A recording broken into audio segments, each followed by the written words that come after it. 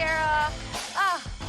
The air is changing. It is colder out. I hope you guys are feeling nice and cozy. Maybe get yourself a warm mug of something that you love to drink. Maybe it's coffee, maybe it's tea. Heck, maybe for this episode, you'll need a little whiskey. We've got such an interesting guest on this week. I am so excited to introduce her. And just a fair little trigger warning up top, we are talking about death and grief. So if you're not in a headspace to talk about that right at this very moment, completely understand. But also, hey, maybe this is exactly what you need if you are personally going through any of these life's moments. This week's guest, I am so happy to introduce her. She is a widowed mom who changed her career to become a post-traumatic growth and grief expert and life coach to help other widowed moms learn to love their lives again. She is also the host of the Widowed Moms podcast. Welcome, KRISTA St-GERMAIN. Thank you. It's always nice when other people want to talk about grief and it's not just me. I'm not going to lie. I was like anxious and nervous because it's such a taboo subject matter, I guess. Like, what's the best way to start this podcast off to just shake off any like nervousness or excited energy? What's the best way to just be like, we're talking about this? Yeah, like that's just it, right? It's like that's why it's so uncomfortable, because we don't talk about it. So all we have to do is just talk about it, and then it gets easier. Okay, well then let's get right into it. I guess the obvious / maybe not so obvious question is, why would you get into this work yourself? Didn't plan on it, I'll tell you that. Yeah, I did. This was never in my plan. So when I was 40, I'd been through my first marriage, kind of went down in flames, got married again, redemption story, right? Like perfect guy, proof that you can be treated the way that you deserve and want to be treated, and that relationships can be easy. And I was just on this real high in my life. And we had gone on a trip. We were coming back and we'd driven separately, and I had a flat tire. And so I pulled over onto the side of the shoulder of the interstate, and he pulled up behind me, and typical stubborn man, did not want to call AAA. Just let me change the tire myself. Baby, I can get to it faster. We'll get home. I just want to get home. And so I'm standing on the side of the road, and I'm texting my daughter, who was 12 at the time, and telling her that we're going to be late. And he's getting into my trunk and trying to get the spare tire. And a driver it's broad daylight. It's like 5:30, right? Oh, wow. Did not see us, did not see the hazard lights. And then of course we later found out that he had meth and alcohol in his system, and crashed in between. Yeah. It crashed into the back of Hugo's car, trapped him in between his car and my car. And it was just, as one can imagine, awful, right? So within 24 hours, he was gone. And I went from my life is amazing to I don't know if I'll ever be happy again. Right. So, just went immediately back to, thank goodness I had a great therapist in my pocket from my divorce who had been so helpful. And so I went back to her, and fast forward, kind of got to the place where I was back at work and back to functioning and not in the fetal position all day. And everyone was telling me, you're doing so great. Right. And I can see why they were thinking that, because I probably looked like I was doing great, because I was functioning and I did look okay. But how I felt on the inside was not that great. It wasn't awful, but it wasn't great. It was kind of hollow and robotic and, kind of meh. And at that point, it was like, I don't know, divine intervention that I happened to find a life coaching program and discover life coaching. And therapy was very helpful for other reasons, but what I learned from the coach that I worked with really started helping me shift things and gave me tools I didn't have before. I didn't understand. I didn't know anything about post-traumatic growth. I really didn't know how to actually go about the process of creating what I wanted and feeling empowered again in my life. And so when I figured that out, then I decided, okay, this is what I've got to do. I need to quit this corporate job and go help some people, right? Because the corporate job was paying the bills very well, but it wasn't bringing me a lot of joy or meaning. I guess my next question is, and thank you for sharing, what is post-traumatic growth? You said that, and I thought, haven't heard that one before. Right? Yeah, I remember the first time I heard it, and it was like a record scratch. You're like, like what? So post-traumatic growth is a phrase that was coined in the mid-90s by a couple of researchers. Tedeschi and Calhoun were their last names. And prior to their work, it was thought that there was this baseline of wellness or life satisfaction that you would experience, and then you would have something traumatic happen, and your wellness or life satisfaction would dip. Mm-hmm. And the goal at that point in time was just to get you back to where you were, right? Like to go back to that level of wellness. And that was kind of the best you could hope for. And what they started noticing was that some people were actually going beyond that. Some people were actually reporting greater levels of life satisfaction. And so they started studying why is that happening, and how do we make that happen? And so it really just kind of reframed what people thought was possible after something happened, that you could actually take what had happened to you and not go on, it's like, do you want to bounce back, or do you want to bounce forward? You can bounce forward, not in spite of what happened, but actually because of it, right? Because of what you decided to do with it. Yeah. That's crazy. It's in its most extreme form makes perfect sense when it comes to death, but it also, I recognize that in situations that, as someone who has dealt with depression, where it always felt like I didn't know how to get out of these dips. And I had always, used medication, or now I'm, discovering like the psychedelics and things like that, ketamine treatment, things that are helping. But the idea that it's not something that has to consume us, it can certainly define us and live with us, but it doesn't mean that your life is over or done, or that you've hit the peak growth or trauma in your life. Like life will go on in a sense. Yeah, I like to, before we started recording and you asked me where I'm from Kansas, and we have a lot of tornadoes here. And I like to think about it like, if someone comes along, like a tornado comes and knocks your house down, right? You didn't ask for that. It just happened. And if you're going to rebuild your house because it got knocked down, you have some options. You could go back and rebuild a house that's very close to the house that you had before. That would be fine, right? But also you've lived in that house for a while. You've learned some things because you've lived there. So you could also say, well, I would like a different kitchen layout. I would like more natural light. I would like, something different. And you take those life experiences into account. And then when you rebuild, you build something that's even more aligned with what you want, right? And it's not an insult to the prior house. It doesn't mean anything about what got knocked down. It just means if I have learned from living, why not apply that knowledge and create even more of what I want? Whew.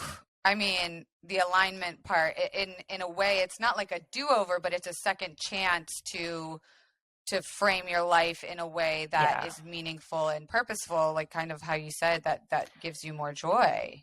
Yeah. Yeah. Because when you lose something or someone important to you, I think it hurts like hell, but it's also a great wake-up opportunity. It's a great chance to just check in with yourself and say, am I really making the contribution that I want to make? Am I living the life I want to live? Is this the way I want to spend my days?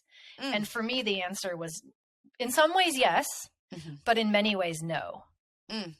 It's so easy to just get stuck in the autopilot of life. Yes. Which, as a 40-year-old woman, that's where I was. Right? You just go to work, you do the kid things, you pay the bills, and you don't question it. You just do it. Yeah. And the universe had a different plan for you. Yeah. The universe was like, just kidding. She really went, you're going to get a new plan. Just kidding. Here you go. Right. And your husband's name, Hugo? Yeah. He's French Canadian. I love the name. So French was his first language. And so, yeah. Is it okay to speak about him a little bit? Oh, I'd love to. Yeah, okay, absolutely. Great. I figured as much. I think what happened with Hugo feels like people's, worst nightmare is their first thing that like popped to mind. Like, this is the worst possible thing to happen. You're in love, you've got this family, and I feel like from an outsider's perspective of like, it's inherent to just go like, that's my biggest fear. Therefore, I don't want to talk about it. I'm just going to positivity be there for Krista. I'm just going to cook food or show up how she needs me. It's just people don't want to go there, but you didn't have a choice. The universe put you there to feel all of that.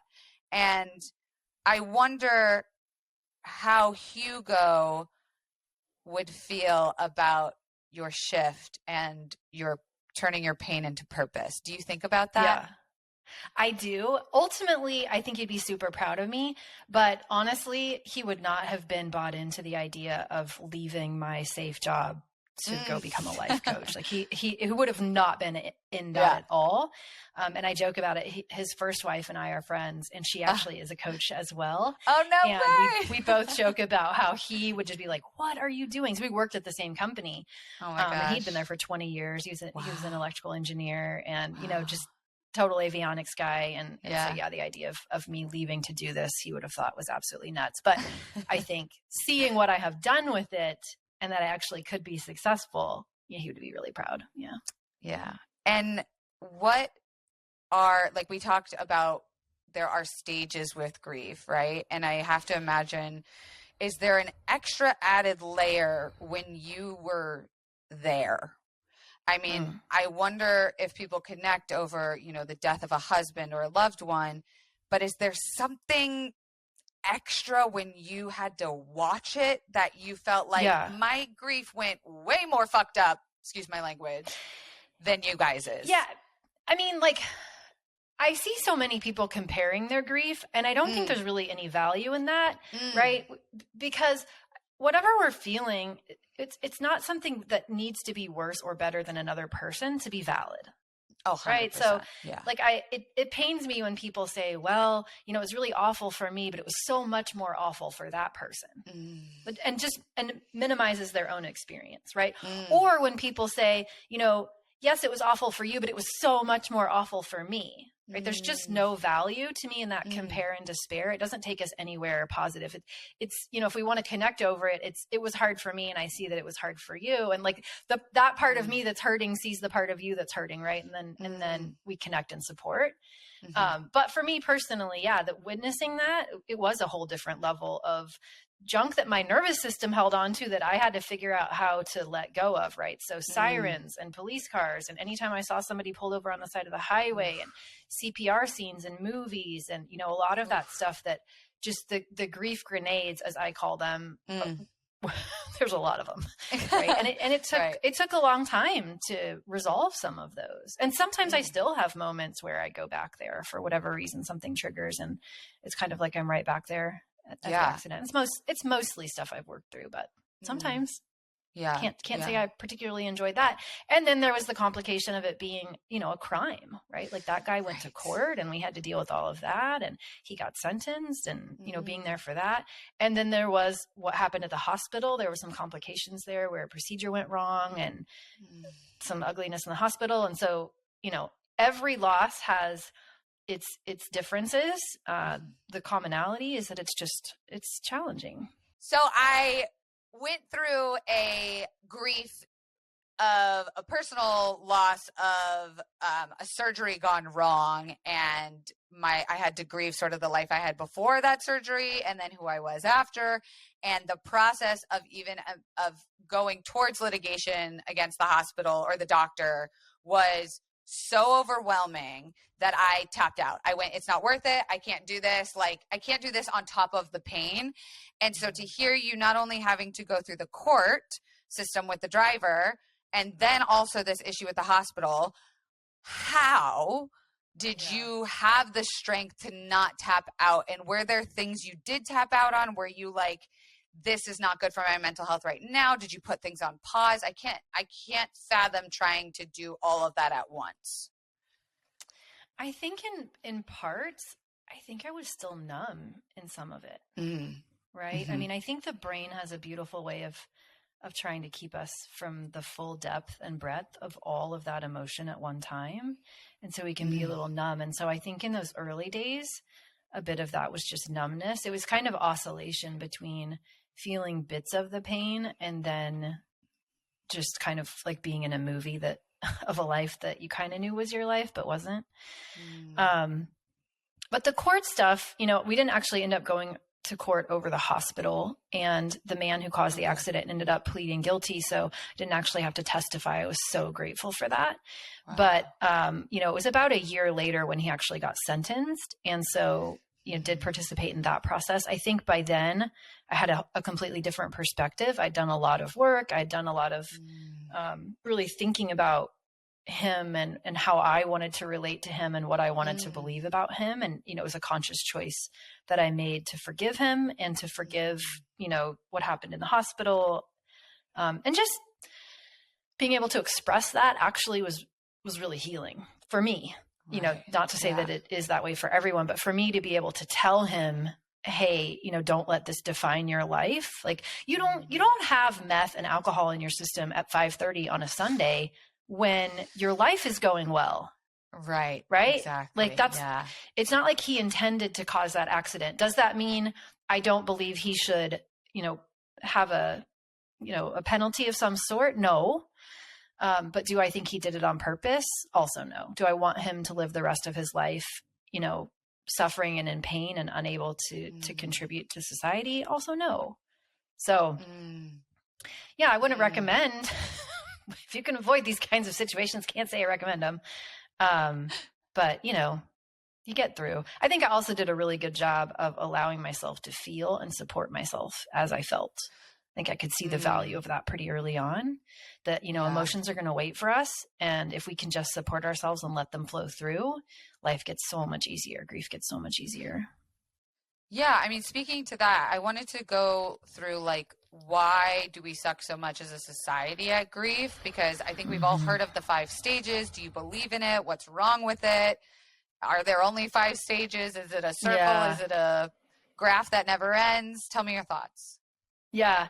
Is that, out of curiosity, before I tell you my thoughts, do you know any other grief theories besides the 5 stages, or is that what you're familiar with too?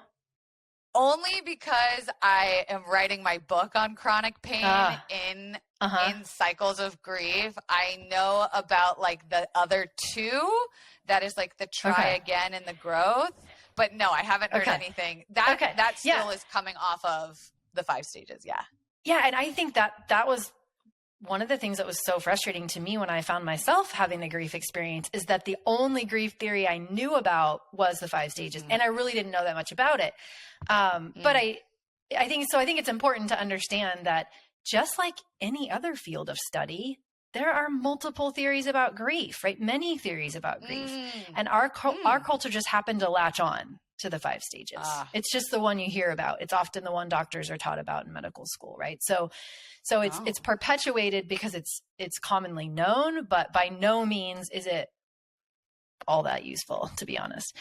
And the reason I say that is because, first of all, it came out of a study of the dying process, right? Someone coming into acceptance of their own mortality, their own terminal diagnosis, right? It was a study on hospice patients.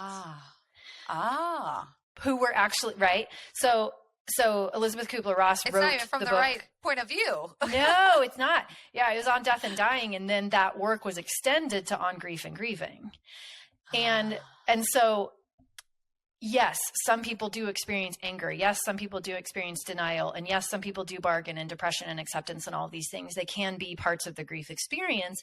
But the sad thing about it is that people took her work and made it mean, okay, first you're supposed to be in denial, right? They made it linear, and then you're supposed to get angry, and then you're supposed to bargain, and ultimately you will reach acceptance.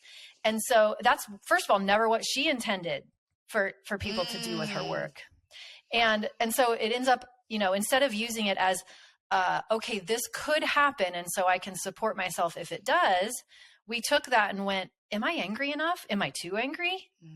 Right? Should I be trying to compare yourself into these little, square peg and round hole kinds of moments, as opposed to what she really intended was to say, hey, don't, this could happen and nothing has gone wrong if it does. And this often happens, but any emotion can be part of grief.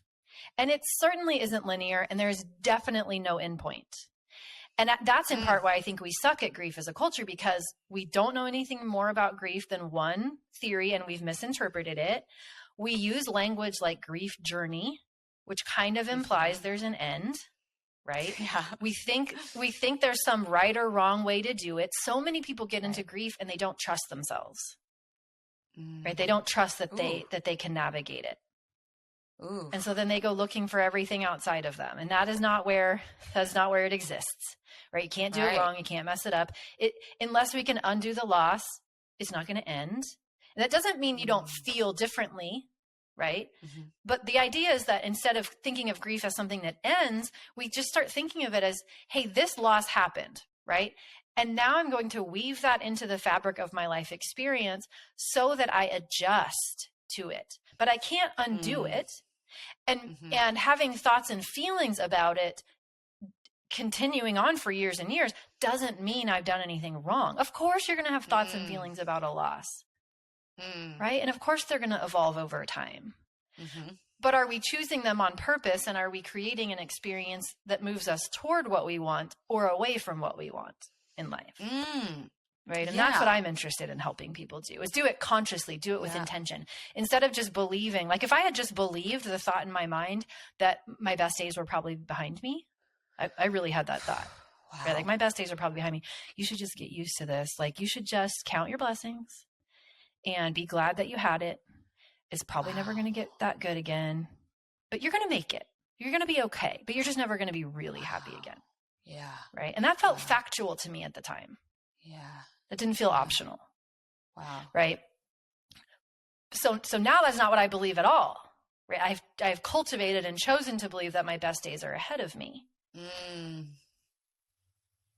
Right. Which is so different. It's not wrong that I believed what I believed. It's just not a move toward what I want. Yeah.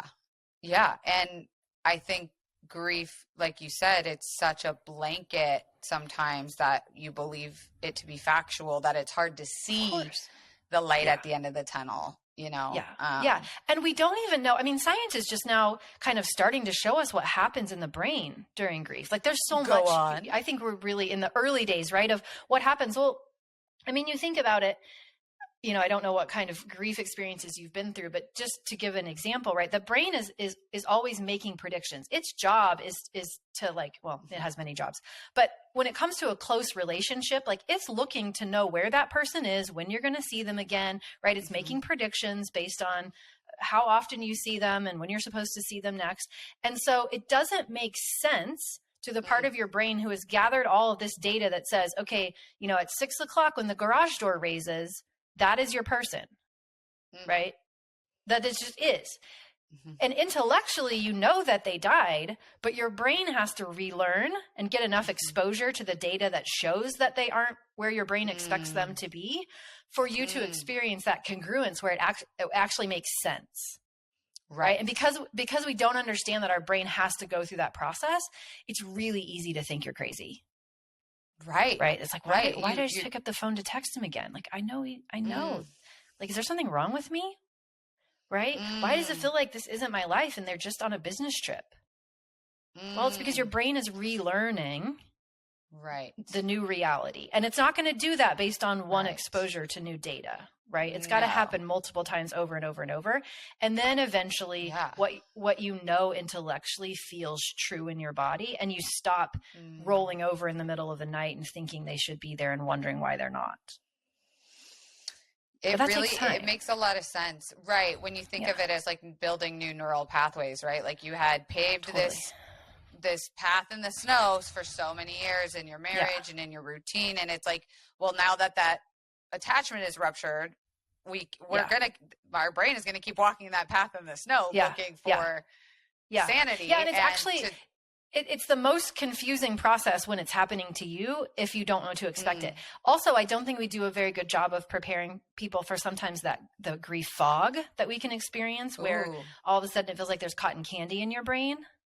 And so then you can really start to question, you know, if you're struggling to remember things, or you're struggling to read and retain, or, you know, you put your keys in the pantry or the freezer instead of where you normally put them, or you forget to pay bills, or, you know, you don't have the same level of cognitive functioning necessarily that you had before. And it's not universal, but if it's happening to you and you didn't know that that's a very normal part of grief, it's very concerning.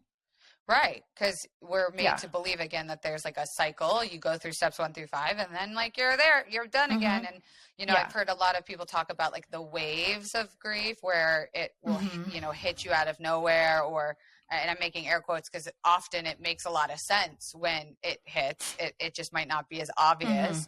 It's that like the brain is trying to acknowledge an emotion, and it will come out.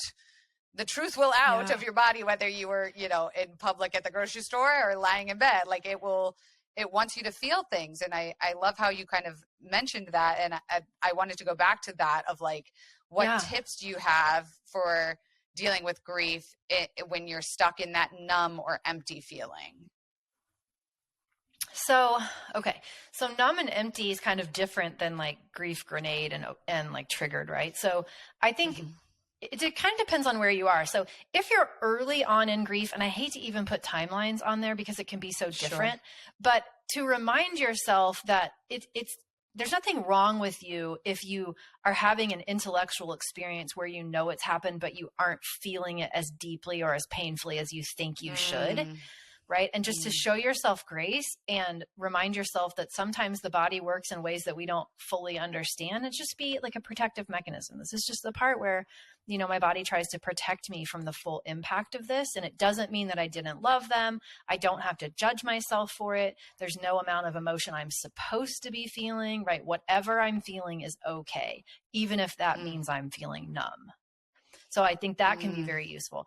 Then when you get back to the point where you are where I was, I call it a grief plateau, where you're kind of through that early acute grief and you're back to functioning, but yet you aren't back to really living, right? You're surviving, but you're not thriving. It's kind of cliche, but that really is what it feels like. And I view it as like, if we stack up all of the emotions, you know, from the lowest vibration to the highest vibration, from like the least desirable to the most desirable, sometimes where we end up, I think personally, life is meant to include the entire range, right? Like a full, rich human life involves joy, ecstasy at the top, and also despair and agony at the bottom, right? And it's two sides of the same coin in a way, because we don't have any context for joy and despair if we don't, or for joy and ecstasy if we don't have agony and despair, right? So we need to have all of it. But where we can find ourselves is in this like band in the middle. I call it the stagnation zone. Where in effort to avoid negative emotion, we start limiting what's possible for ourselves. So maybe we start using behaviors to get away from emotion. So maybe we start working a lot, right? Or we start shopping a lot, or even traveling a lot, or drinking, or you know, eating. We can do lots of things to get away from negative emotion, to try to numb it out a little bit. Or maybe we stop taking risks. So maybe it's a relationship grief and we don't want to experience that again. Right. So we don't get back in the game because we're afraid that we're going to get hurt again. So we're doing these things to prevent ourselves from feeling negative emotion. Or maybe we have a new career aspiration, but we don't let ourselves live into it because we might be disappointed. It might not work out. So we're doing all these things to prevent negative emotion. And then what we have to remember is that what's also happening then is we're also then, by the very nature of avoiding negative emotion, we're also preventing the higher scale positive stuff. So that's when we get in this band in the middle, right? And what I see is the number one way to break out of that, and nobody likes me when I say this, but is to be willing to learn how to feel your feelings. Right? Yeah. Because when you realize that the negative emotion that you are avoiding isn't as bad as you think, when you actually have the muscle of allowing a feeling to flow through. So I make my clients practice it. I teach them how to do it, and we do it at least 100 times. Nobody likes it. But really, right? If you're like, okay, well, yeah, it is not that hard. I can walk you through the way that I teach it. I mean, I think there's many ways to teach it, but if you know that the worst thing that can happen to you is a feeling, and you believe in your ability to allow a feeling to pass through, you don't need to stay in that stagnation zone anymore, right? You will put yourself out there again. And you will start fully living, and you will lean into discomfort because you know that that's the worst of it, is the emotion. But what are we sold in this culture, right? We're sold happiness. You should be happy all the time. So, and did anybody model for us how to allow an emotion?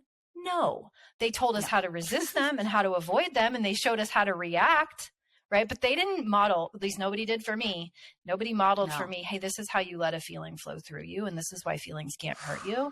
And you can actually be good at feelings. Right. And so when we develop that skill, crazy. Yeah.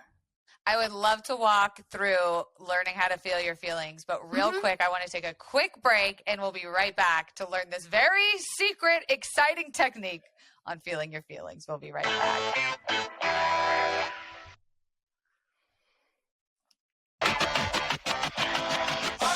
Wow, what an ad. And we're back. Okay, so you got to give us your secret. We're talking about learning how to feel your feelings. And this is a big subject I see on TikTok, actually, where it's like they teach you, they're supposed to say you need to feel your feelings. And it's like, okay, no, but then no one gives you the actual tools of like how, and once I feel them, how do I self-soothe in a way that's healthy? So I'm actually I'm going to sit up for this because I'm ready. Okay. So there are two ways that I love to do it. And it really just depends, but I think either tool is amazing. I will not teach the first one because it's too long, but it's tapping, emotional freedom technique. So you probably know of it. Your listeners probably know of it. Love tapping. So that's one of my favorite tools, and I love it for so many reasons, but it can just be done anywhere. You can do it very inconspicuously, even if you're just tapping, on your collarbone point or on the side of hand, I think is brilliant.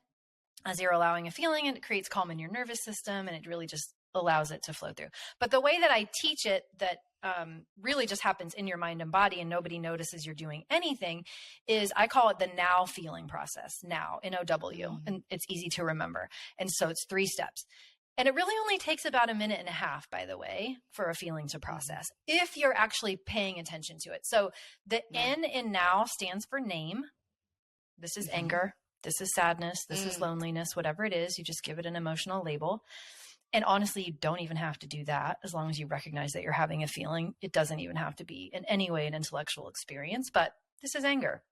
And then you open up to it. That's the O in now, open, which is to say, do the exact thing, the exact opposite of what your body wants you to do, right? When your body perceives a negative emotion, what it wants to do is close, right? It wants to like go in, like fetal, like curl. And so we do the exact opposite of that, which is give it permission to be there, open up to it in whatever way that is for you. So for me, that means I drop my shoulders, I open my chest, like I literally open my body to the experience. And then I say yes, like I give it permission. This is anger. You have permission. I'm open to this experience. It's kind of like, if you went into labor and you had a contraction coming and you just decided that contraction shouldn't be there. Probably not going to help you. Can't fight that. Right? No, you can't fight it. So same thing here. So why do we keep fighting it?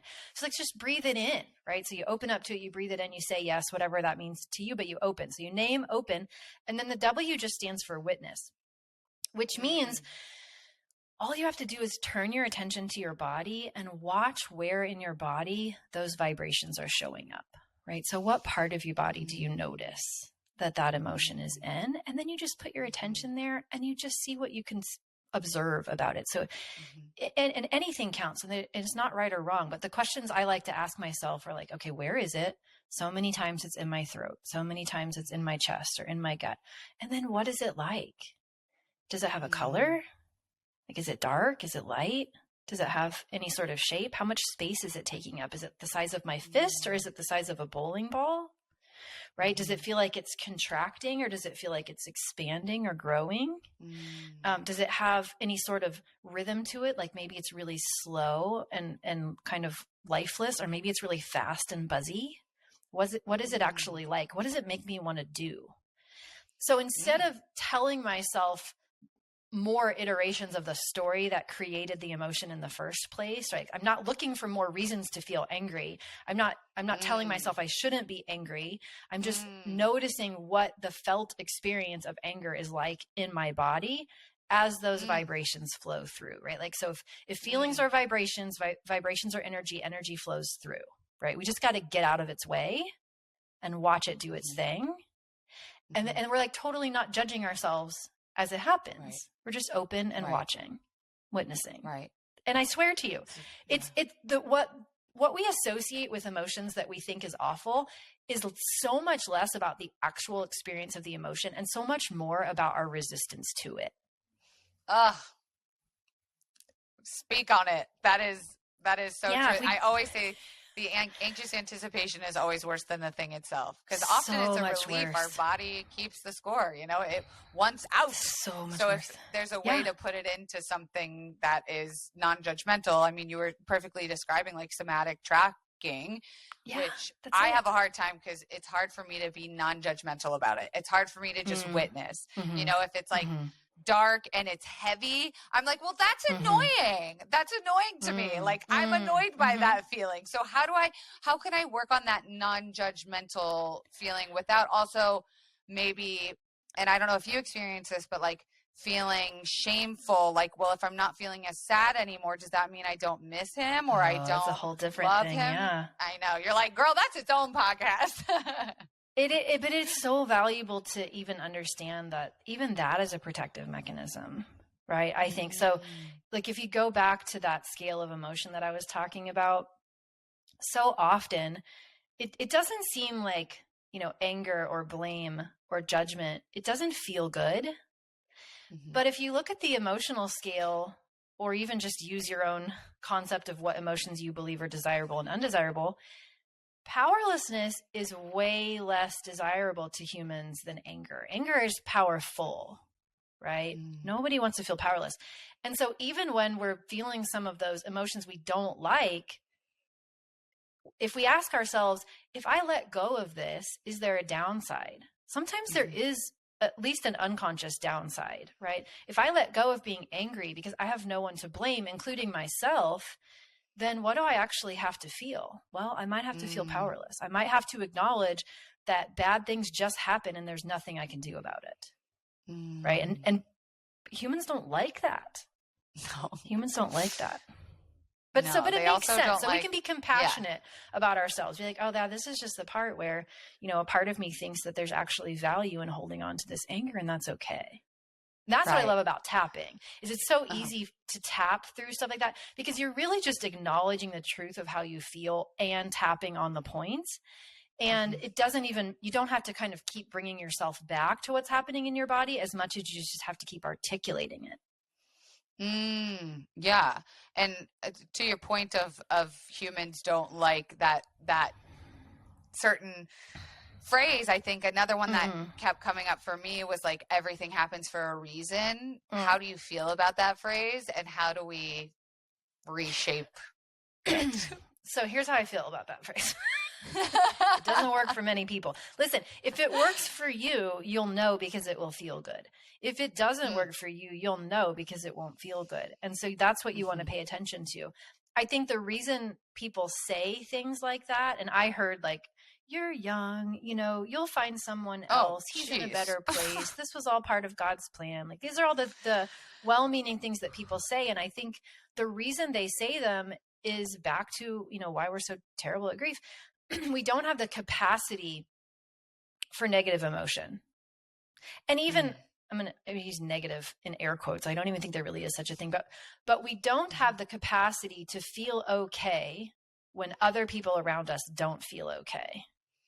And so because we don't have that capacity, we don't have that muscle, we try to say things that we think might make them feel better, because ultimately if they feel better, we can feel better. So I get why people say it. And that right there is how to avoid saying minimizing things to other people. Is ask yourself, am I trying to make them feel better and therefore make myself feel better? Nobody wants to be made to feel better. You just want to be witnessed, right? Oof. To have somebody with you and be like, yeah, this does suck. And I'm with you. I'm so sorry this happened. It sucks. Right. Not they're in a better place and at least they're no longer suffering and everything happens for a reason and it's all part of God's plan. Right.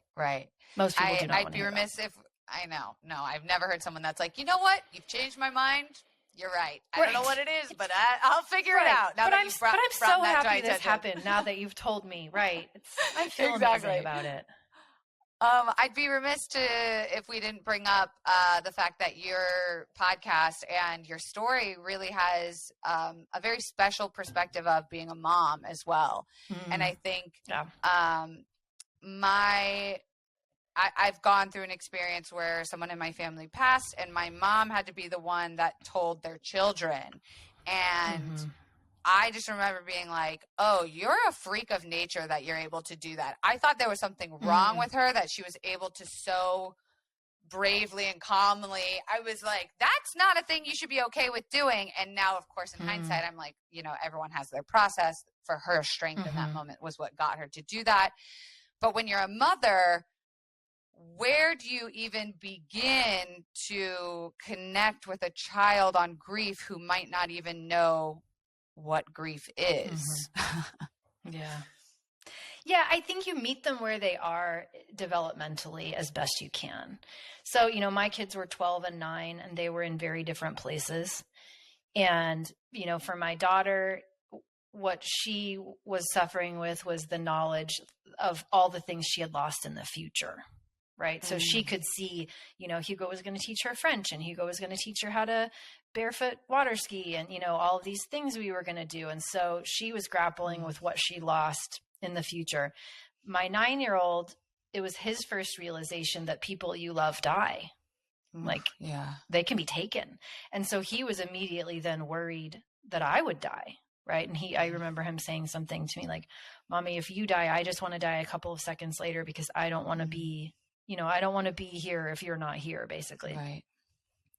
So there's no one size fits all. There's no, you know, this is how you deal with it with kids. It's, you're watching for, you know, where are they struggling, and not do you take their pain away, but how can you help them develop the muscle of allowing themselves to feel how they feel and comforting themselves based on how they feel.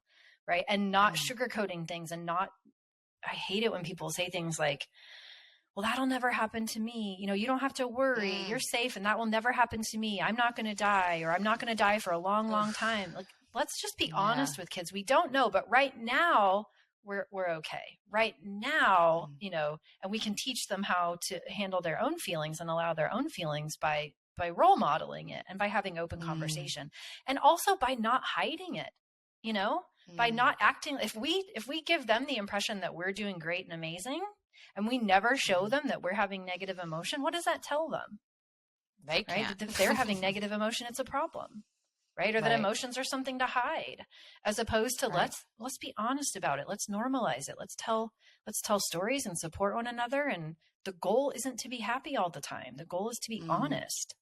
And I want to wrap up a little bit with talking about why your podcast is so important, because I don't think there are those specific resources for a situation that is being a mom, and that need for something like this. So if some listeners here are resonating with what you're talking about, they know someone in their family, they are a mom themselves, they've gone through grief, what can they expect to hear on your podcast? Yeah, I mean, as you can tell, I love talking about grief. I love talking about post-traumatic growth. I love talking about, I mean, how do we learn how to feel? How do we learn to think thoughts on purpose and create on purpose and feel more empowered? And that's the point of the podcast. So it's, of course, designed for widowed moms who have gone through a loss like this, but also I get emails from people all the time who are just so grateful to learn about grief, or so grateful to learn how they can support other people. You know, the reason I created it and the reason I do this work is that when I went looking for resources, I couldn't find. Everything I found was depressing or not relevant to me. Widows to me meant women in their, you know, 60s, 70s, 80s. Like, I was 40. Where are the widowed moms? Right. Where are the, you know, find me those people. And so I think there's also just such value in knowing that you aren't the only one. There are other people going through something similar to what you're going through, even if you don't know them because they aren't your next door neighbor. So, right. Yeah. And I do have a podcast quiz too, that I always offer. If somebody's looking for grief support and they don't really know what kind of grief support they need, I have a quiz that kind of helps you identify where you are and what you're struggling with, and then gives you specific podcast episodes to start with based on where you are and what you're struggling with. I love that. So people can take that too. Yeah. I'm going to go take them right now. Yes, I was going to say, can you tell people? Coachingwithkrista.com, /grief support. And it's just a free quiz. And then we send you emails that say, okay, these are the episodes we recommend first. Well, Krista, I, like you said, have learned so much, or like even things that may not directly apply to my life with grief in terms of like losing a loved one. I have clocked many nuggets here. You know, there's sometimes just things people say that like you'll never forget for the rest of your life. And I've gotten so much, not only from my personal experience, but also with other people in my life that I love that might be going through grief. So I just want to say thank you for the work that you're doing, because just like we acknowledge there's not enough of it, there are not enough resources. And I'm a bitch that loves a girl who talks about taboo stuff, in case you haven't noticed. So I'm really grateful to have met you, and thank you for sharing your story. Tell the people where else that they can follow you. We said it was Krista Coaching. Yeah, coaching with Krista, KRISTA.com, and all my social links and everything are there for the Widow Mom podcast. Perfect. That'll all be linked below. Confidants, thank you so much for this conversation, and we will see you next week. Thanks, Krista. Thank you.